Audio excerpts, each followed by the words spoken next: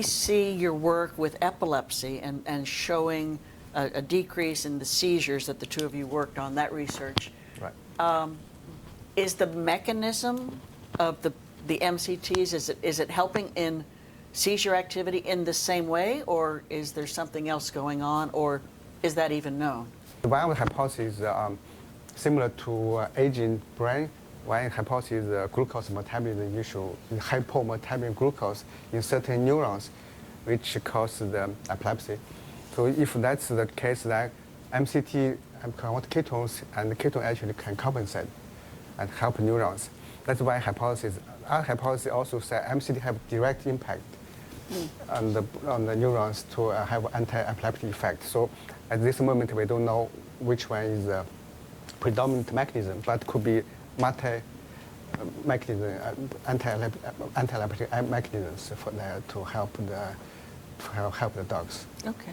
Brian, you did some work with the same dogs, the epilepsy dogs, but you were looking at behaviors other than seizure. You want to share a little bit about that with us? Oh, yeah, sure. So that actually was really interesting.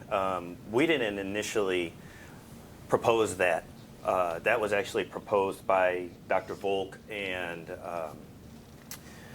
other collaborators that we worked with at the Royal Veterinary College in London. And in fact, actually, through this project, we became aware that children who have epilepsy also experience behavior disorders that are associated with ADHD.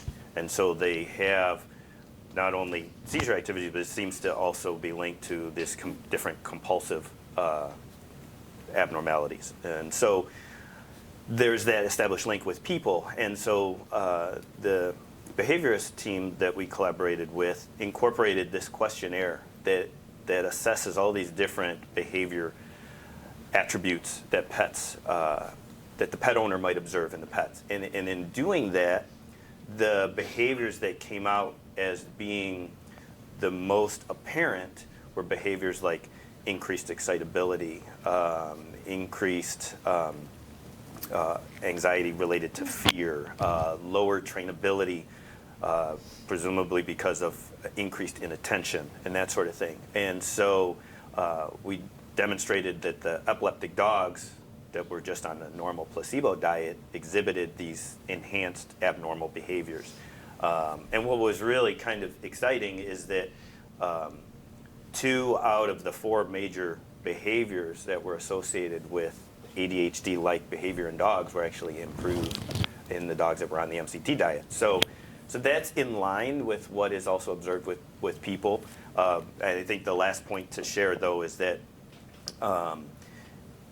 with children or with people, when they're put on a ketogenic type diet, they can have some resolution of both some of the behavioral abnormalities associated with that, in addition to the seizure support. And so we're seeing some similar results.